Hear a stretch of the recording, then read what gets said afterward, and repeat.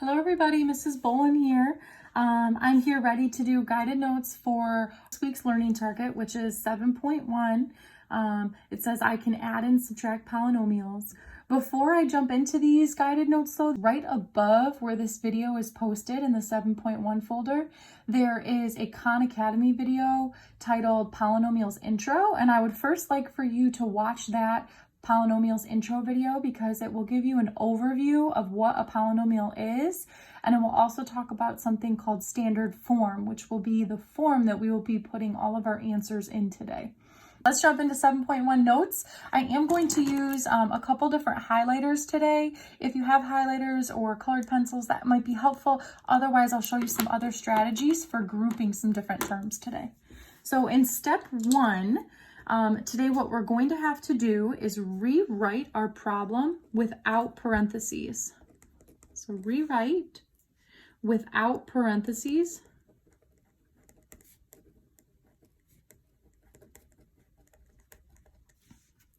Rewrite without parentheses. And we need to make a note that if it is a subtraction problem, because today we're learning how to add and subtract, the subtraction problems are going to be a little bit more difficult because if we are subtracting, so I'll say if subtracting, we have to distribute the negative. And I'm hoping that word distribute is looking familiar to you. We learned about the distributive property. So it says rewrite without parentheses, and if this is a subtraction problem, this part is so important. You're going to have to distribute that negative and apply the distributive property like we've learned the past 2 trimesters. Step 2, once we do that, we're going to do something else that we've already learned. Combine like terms. Hopefully that is looking familiar to you. Combine like terms. Meaning in the past, we've always said, okay, put all your x squareds together, put all of your x's together, put all of your constants or the numbers by themselves together. So once we combine like terms, this is when we do have to put our answer in standard form, like I was mentioning. So you're going to group or combine like terms, and you're going to order from highest degree or power to lowest degree or power. I'll talk about what that part means, but your final answer does have to go in this form, meaning your highest exponent goes first, your next highest goes second, and we'll see what that looks like. So once you have these steps written down, let's jump into example 1. Our directions tell us to simplify each expression, and actually in example 1, this is the most basic type of problem because really we only have one polynomial here. So if you want to label this is just one polynomial. In fact, we're not really adding or subtracting multiple polynomials. We have one polynomial with numerous terms. So a term, as described in the intro video that hopefully you watched, terms are separated by all of the plus or minus signs. So 7n to the 4th power would be a term, 7 would be a term, negative n to the 3rd power would be a term, and 8n to the 4th would be a term. So you've got 4 terms here, but one polynomial. And so this looks like something we've actually done before where we don't need to do step 1. We don't need to rewrite it without parentheses because there are no parentheses. We are not adding or subtracting polynomials. We have one long polynomial here. And all we need to do is combine like terms.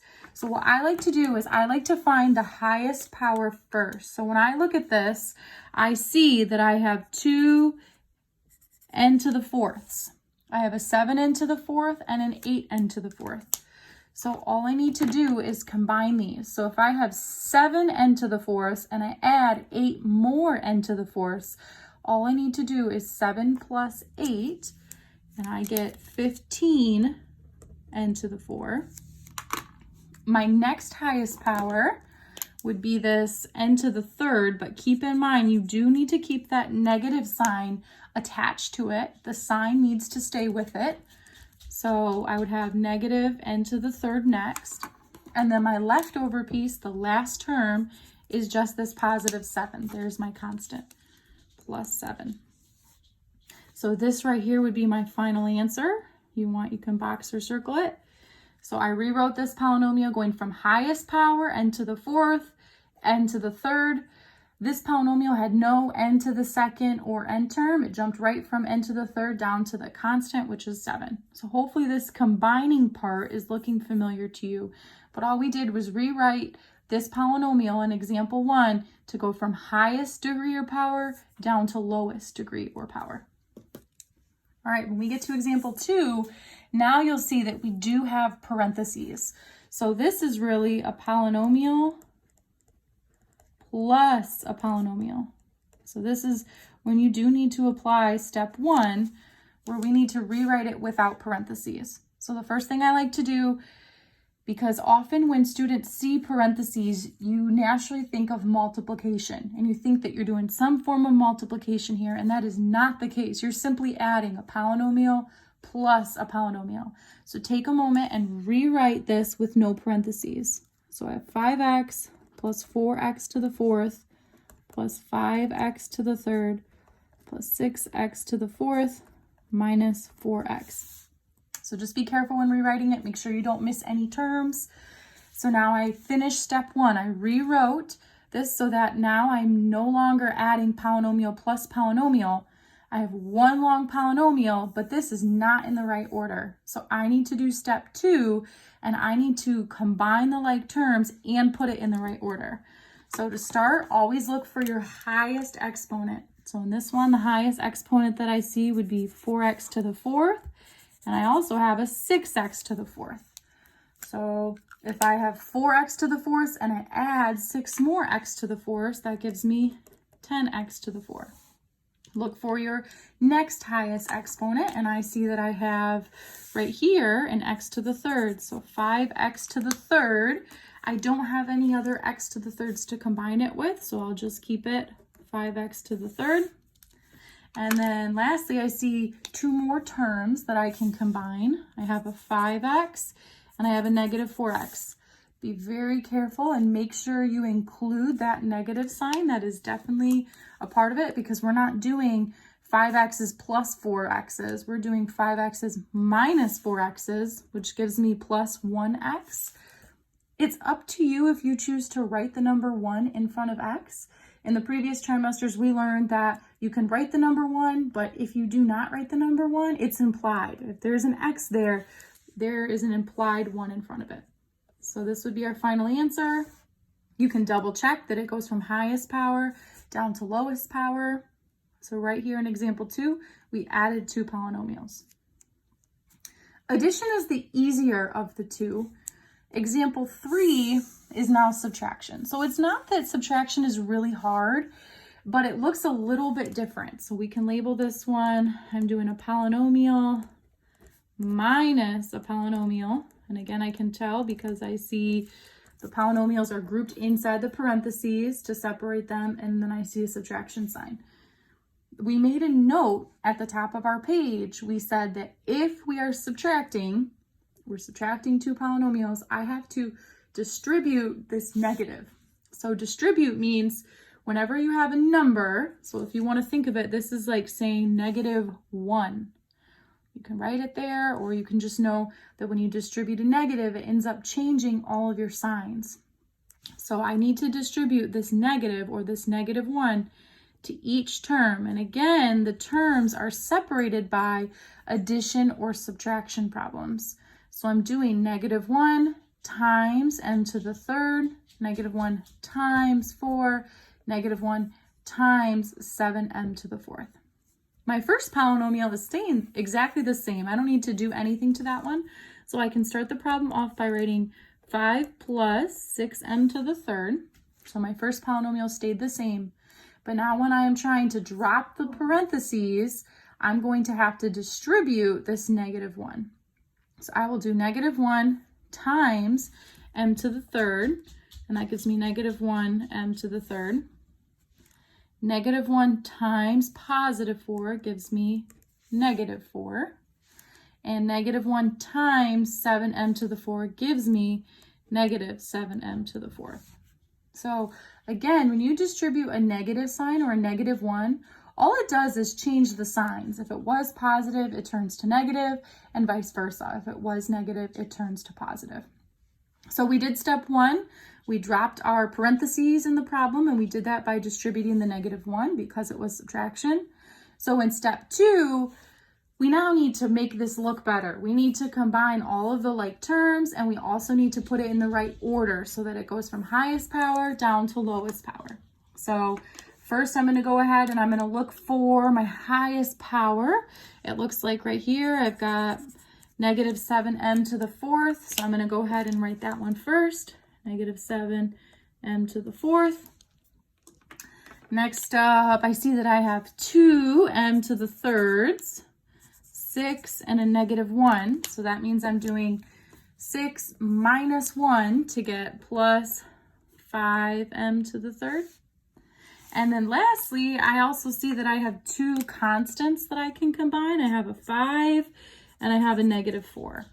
So I'm trying to combine those 2 constants. 5 minus 4 gives me positive 1. And there would be my final answer. So now I've got my polynomial written, going from highest power down to lowest power. All right, last example before you get to go ahead and give it a try. Another subtraction problem. So again, we have a polynomial minus a polynomial.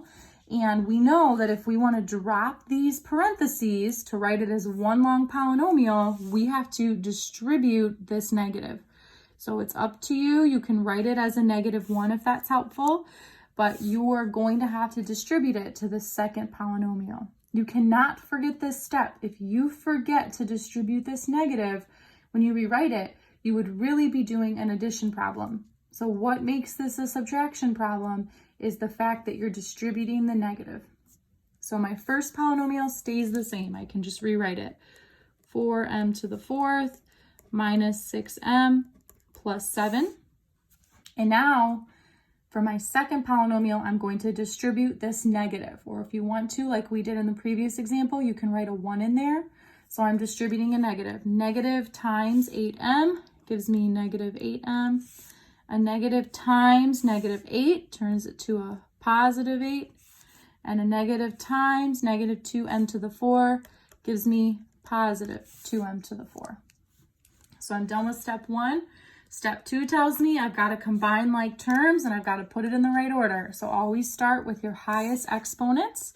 I see 4m to the fourth and I also see a 2m to the fourth, which means I can add these. 4 plus 2 gives me 6. So I have 6m to the fourth power. I'm looking for my next highest. Looks like I've got 2m terms, right? I've got a negative 6m and a negative 8m. Be very careful. Make sure that you include that negative sign because you're really doing negative 6 minus 8 to get negative 14m. And then lastly, I see we've got some constants here we can combine. I have 7 and 8, so I can quickly do 7 plus 8, and I get 15. All right, so we did 4 examples together, and beneath these 4 examples, you will see 2 U-tries. You have a U-try where you are doing a polynomial plus a polynomial. You also have a U-try where you are doing a polynomial minus a polynomial, where you have to distribute that negative. And if you flip your guided notes over, we really have 3 polynomials here. For this U-try, you have a polynomial minus a polynomial plus a polynomial. So really, you can add more than just 2 polynomials, or you can subtract more than just 2 polynomials. You could have 3 polynomials, you could have 4 polynomials, you could have 5 polynomials. It just takes more tedious work. So I would like for you at this time to go ahead and try the 2 U-tries on the front. These should look just like what we have done in our examples. And then go ahead and try this challenge U-try on the back. If you're able to do this one, then you will be ready to go. So at this time, go ahead, pause the video, give these 3 U-tries a shot, and then go ahead and click play on the video when you're ready to see the answer. All right, everybody, let's see how you did. So on the first U-try, I was adding polynomials. So my first step, I rewrote it with no parentheses. and then I combine my like terms going from highest degree down to lowest degree, your answer should have been 4r to the 4th power minus 4r minus 3. For the second you try, you were doing subtraction. So this means you have to distribute your negative or a -1 to each term inside parentheses. So for this one, I actually had to distribute it to 4 different terms. So when I did that, I rewrote it by dropping parentheses, by applying that distributive property, and my final answer was 4x to the 5th power plus x to the 3rd power plus 3x minus 2. If you gave that you try problem on the back, this was a challenge problem where you had a polynomial minus a polynomial, so you had to distribute this negative to both terms inside the parentheses. And then at the end, you were adding a polynomial, so I could just write that polynomial as it was. I didn't have to distribute anything. So for this one, here is my final answer. 2x to the 5th power minus x to the 4th power plus 2x to the 2nd power minus 6x. We do have 2 last examples to do for this week's lesson, examples 5 and 6. So what's different about these examples, and I'm hoping as soon as you look at them, you can see something looks very different. Up until now, all of the examples that we've done have had only one variable in them, meaning they have an x, they have an a, they have an m, they have a p. But when we get to example 5, I can right away see that there's a letter a and a letter b. These are 2 different variables. So the problem looks a little bit different when you have more than one variable. But step 1 is still the same. So here I have a polynomial minus a polynomial. So in order to rewrite it without the parentheses, I have to distribute this negative. Keep in mind, this is one term right here. This reads 5a to the 3rd or a cubed b to the 5th. There's no addition or subtraction. There's no plus or minus sign in there. So that has to stay together. So you have 2 terms here separated by this plus sign. So now that I'm distributing my negative, I can rewrite this. Instead of being 2 polynomials being subtracted, I can write it as one long polynomial. First half stays the same, a to the 4th minus 2a cubed b to the 5th. Second polynomial here, I'm distributing the negative to it. So I get negative 6a to the 4th minus 5a cubed b to the 5th. So step 1 was the exact same. Step 2 is actually the exact same, where you need to combine like terms. However, when you have 2 variables, it's not as obvious what the like terms are. Well, when I look at this, right here I have a to the 3rd, b to the 5th. Here I also have a to the 3rd, b to the 5th. So right here, these 2 would actually be like terms, where I have an a to the 3rd and a b to the 5th. They have to stay together. Again, this isn't negative 2a to the 3rd plus b to the 5th. There's no plus or minus sign in here. So this is one piece that's grouped together. So I can combine these 2, a to the 3rd, b to the 5th. So I have negative 2 of them, and then I'm subtracting 5 more. So that gives me negative 7, a to the 3rd, b to the 5th. I also have, and you might be noticing, both of these are a to the 4ths. So here I have a to the 4th, and here I have negative 6a to the 4th. So I can also combine those. Keep in mind, if you have a to the 4th, if it's helpful, you can write in the number 1 in front of that. There is an implied 1 there. So I'm doing 1 minus 6, or I get negative 5 a to the 4th. When you have 2 variables like this, it's not as important the order. Often if one of the terms has an a and a b in it, or it's got both of the variables in it, you would write that term first. But these aren't always as obvious, because like right here we can see a to the 3rd is really less than a to the 4th. So the order, as far as standard form, when there's 2 variables, it's not a big deal, as long as you can tell that your terms are separate. All right, last example for this week. So example 6, and actually example 6 should be easier than example 5. Example 5 was subtraction. Example 6 is addition. So right away I can simply rewrite it. 6x to the 4th minus 4x squared y cubed plus x to the fourth minus 6y cubed. So because I had polynomial plus polynomial, I can simply rewrite them as one long addition problem. And now I get to combine like terms. So right away, my eye naturally goes to look to see if I have any terms that have both variables. So in this one, my two variables are x and y. And I can see right away that I have this term that has both variables. The x squared y cubed are right next to each other. There's no plus or minus sign between them, so they have to stay stuck together or grouped together. So my first term here can be negative 4 x squared y cubed, or y to the third. Then you can look to see, is there anything else I can combine? And I do see something else you can combine. I see a 6x to the fourth and an x to the fourth. So keep in mind, again, if you have x to the fourth, you can write that 1 in front of it. So I'm doing 6 plus 1 to get 7x to the fourth. And then I do have this little piece left over here. I have a negative 6y to the third left over. So I will write that at the end, negative 6y to the third, box my final answer. So at this time, you have one very last you try, and it's an addition problem, but notice it has two variables. It has x's and y's. So go ahead, pause the video, and give this problem a try. All right, everybody, how'd you do? Here's our answer to the very last you try. You were adding polynomials, so right away you could quickly rewrite them by dropping the parentheses, and then you have to combine like terms. So your final answer should have been 16x y to the fourth plus 8x squared y.